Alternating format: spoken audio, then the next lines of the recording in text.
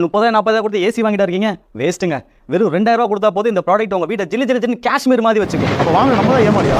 மாப்பிள்ள அந்த நியூ ப்ராடக்ட்டை தூக்கி போடு. இங்கே பார்த்தீங்களா இன்னுமா 20,000 ரூபாய்க்கு ஏசி வாங்கிட்டு இருக்கீங்க. இங்கே பாருங்க நான் ஏசி கழட்டி தூக்கி போட்டுட்டேன். இந்த ஒரு ப்ராடக்ட் உங்க வீட்டில் இருந்தால் போதும், உங்க வீடே குழு குழுன்னு ஆயிடும், அப்படியே காஷ்மீர் மாதிரி மாத்திரும். எல்லாமே இதை 2000 ரூபாய்க்கு விற்கிறாங்க. நான் எவ்வளோத்துங்க வைக்கிறேன்? 1999 ரூபா மட்டும்தான். உடனே ஆர்டர் பண்ணுங்க அப்புறம் ஃபீல் பண்ணுவீங்க. தம்பி இந்த வீடியோ உடனே அப்லோட் பண்ணி விடு, எத்தனை பேர் மாற்றாங்க மட்டும் பாரு. அண்ணே அடுத்து ஏன்ட்டேன்னு எப்படி பாக்குறீங்களா? இறங்கி யாரா கபிலா, இது நம்ம ஆட்டம். பேச தான் வாங்குவானுங்க. பா என்ன வேறுவேன் கணக்குள்ள வந்தானே குழுவுது. இருங்க பாய், நம்ம ப்ராடக்ட் மிஸ்டர் ஃபைல் ஓடுதுல, இது ஓடுனா போதும் கடையே காஷ்மீர் மாதிரி மாறிடும். அண்ணே இது மாதிரி ஒண்ணு எங்க வீட்டுக்கும் வேணுண்ணே. இந்த குட்டி ஏசி எவ்வளோண்ணே? மாப்பிள்ள 1999 ரூபா மட்டும் தான் மாப்பிள்ள. இது 1999 ரூபா தானா? வெளியில கேட்ட 2000 ரூபாய்க்கு வித்தாங்க. அப்ப எனக்கு இந்த குட்டி ஏசி 5 தாங்க. மாப்பிள்ள வெளியே ஆட்டி சொல்லிடாத, இந்த வீடியோ பார்த்து வரவங்களுக்கு மட்டும்தான் 1999 ரூபா. மிஸ் பண்ணிடாதீங்க. ஏன்னா வீடியோ போட்டு ரொம்ப நாள் ஆச்சு, நம்ம எதிர்பார்த்த அளவுக்கு கூட்டம் வரலையே. ஆமா அதுக்குதான் சில ஸ்பெஷல் இன்ஃபுளுசர் இருக்காங்க. அவங்கள்ட்ட காசு அடிச்சோன்னு வை, நீ சொல்ற பொய்ய அழகா பூ மாதிரி அடிச்சுட்டு வித்துட்டு போயிடுவாங்க. ஓ புரோக்கரா, கூப்பிடு, கொஞ்சம் காசு அடிச்சுடுவோம். ஏன்னா நிறைய இன்வெஸ்ட்மெண்ட் பண்ணியாச்சு, வித்தாகணும்ல. Hi bro. ஓ இவர் தான் வெளியூர் ஆட்டக்காரோ. வாங்க தம்பி. சொல்லுங்க ப்ரோ, என்ன பண்ணணும்? உடனே தம்பி வழக்கமா பண்றது தான். ஒரு 4-5 ப்ராடக்ட் நம்மகிட்ட இருக்கு, அதை வித்து கொடுத்து விளம்பரம் பண்ணீங்கன்னா கொஞ்சம் நல்லா இருக்கும். ஓகே ப்ரோ, கழிச்சு விட்டுலாம். ஒரு வீடியோக்கு 10,000 நான் வாங்குறேன் வெளியில, உங்களுக்காக 9,000 நான் பண்ணிக்கிறேன். எத்தனை வீடியோ சொல்லுங்க, அத்தனை வீடியோ பண்ணி கொடுத்துட்றேன். ஓகே தம்பி, ப்ராடக்ட்டை இன்னைக்கே ஸ்டார்ட் பண்ணிடுங்க. வியாபாரம் வர உங்களுக்கு காசு கொடுத்துறேன் தம்பி. அன்னைக்கு ஒரு நாள் வெயில நடந்து போயிட்டு இருக்கும்போது அண்ணனோட கடையை பார்த்தேன். வெளியில இருந்து பார்க்கும்போது ஒரே புகை மூட்டமா இருந்துச்சு. உள்ள போய் பார்ப்போம்னு பார்த்தா ஒரே குளிர். என்ன இவ்வளவு கூலிங்கா இருக்குன்னு அண்ணன் கேட்டா, அண்ணன் ஒரு நியூ ப்ராடக்ட்டை காமிச்சாங்க. அப்பதான் சொன்னாங்க இது ஒரு போட்டால வீடே காஷ்மீர் மாதிரி சும்மா குளுன்னு இருக்குன்னு சொல்லி அண்ணன் சொன்னாங்க. நல்லா இருக்கு இந்த ப்ராடக்ட்னு சொல்லி அண்ணன் சொல்லி எனக்கு 2 வீட்டுக்கு நான் பார்சல் பண்ணிட்டேன். இன்னும் 30,000 கொடுத்து ஏசி வாங்கிட்டா இருக்கீங்க வேஸ்ட்டுங்க.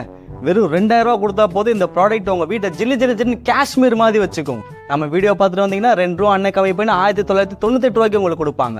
என்ஜாய் பண்ணுங்க. எனக்கு அடிக்கிற வயலுக்கு ஏசி வாங்கணும், கையில தான் காசு இல்லை.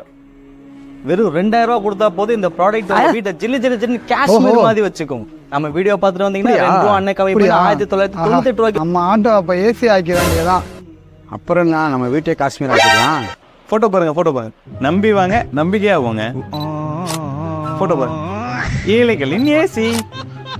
இந்த வேலை ஆட்டோ ஓட்டும் போது உங்களுக்கு வேர்க்கவே இருக்காது. பொண்ணா பாருங்க.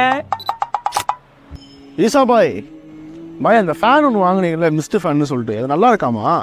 நானும் ஒன்று வாங்கலான் இருக்கேன். அதை ஏன்பா கேட்குற? அவன் தான் செஞ்சு விட்டு போயிட்டான்ப்பா. வீட்டு செலவுக்கு வச்சிருந்த 2000 ரூபா ஒன்றும் இல்லை, வேஸ்ட். என்ன பாய் சொல்றீங்க? வீடியோல அப்படி இப்படின்னு பில்டப்பா பேசுனாங்க. அப்போ எல்லாமே பொய்யா? அப்போ வாங்கின நம்ம தான் ஏமாளியா? வாங்க பாய் போய் கேட்போம். ஏன் பாய் கேட்காம இருக்கீங்க? நீ தான் சொல்லிட்டியா, வாப்பா கேட்போம். ஏய் வெளியே வாங்கலாம். என்னடா ஃபேன் வைக்கிறீங்க? சிரிச்சு செஞ்சிட்டீங்களா எங்களை? என்ன பாய் உங்களை மாதிரி பல பேர் தலையில நம்ம முதல்ல அழைச்சிருப்பாங்க போலயே.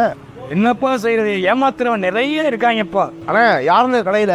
தம்பி ஸ்டாக் இல்லப்பா, நாளைக்கு வா, நல்ல ப்ராடக்ட் தரேன். இந்த பொழப்புக்கு 4 மாடு வாங்கி மேய்க்கலாம்டா. ஏன் பொழப்படலாம்? கஸ்டமர் முன்னாடி பாரு, செவலாம் பேசிட்டு இருக்க, அமுச்சு விடு. ஏன்னா இப்படி பொய் சொல்லி வியாபாரம் பண்ணிட்டு இருக்கீங்க?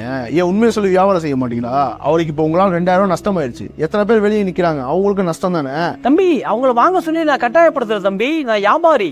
இங்க பாருங்க மேல எழுதி போட்டிருக்கேன் பாருங்க, வித்தும் பொருள் ரிட்டன் வாங்கப்படாது அப்படின்னு. நான் ஒரு வியாபாரம் தான் பண்ணேன். ஆனா நீங்க வியாபாரி தான், வியாபாரத்தை கரெக்டா பண்ணுங்க. உண்மையை சொல்லி வியாபாரம் பண்ணுங்க. அந்த பொருள் இருக்கக்கூடிய குறைய சொல்லி வியாபாரம் பண்ணுங்க. எதுவுமே சொல்லாம நீங்க பாட்டுக்கு அதை வந்து மெருகூட்டி வித்துட்டு இருக்கீங்க. இது மிகப்பெரிய பாவனை. இறைத்தூதர் சாலைகள் சொல்றாங்க, நீங்கள் பேசினால் உண்மையை கொண்டு வியாபாரம் செய்யுங்க.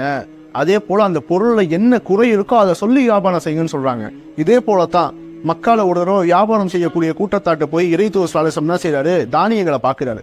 அந்த தானியங்களுடைய கையை உள்ள விட்டு பாக்குறாரு, அங்க ஈரமா இருக்கு. அப்ப அந்த வியாபாரம் செய்யக்கூடிய வியாபாரிகிட்ட கேட்டாரு, இது மாதிரி ஏன் செஞ்சிருக்கீங்க? யார் ரசூலுல்லாஹ், மக்கள்லாம் இந்த தானியம் வந்து நனைஞ்சிருக்குன்னு பார்த்தானா அவங்க வாங்க மாட்டாங்க. அதனால மேல என்ன செஞ்சேன், காகித தானியங்கள் நான் தூவி விட்டேன். ரசூல் சாசம் இதை வன்மையா கண்டிச்சாங்க. இது மாதிரி பொய் சொல்லி வியாபாரத்தை செய்யாதீங்க. அந்த பொருள்ல என்ன குறை இருக்கோ அதை சொல்லி வியாபாரம் செய்யுங்க.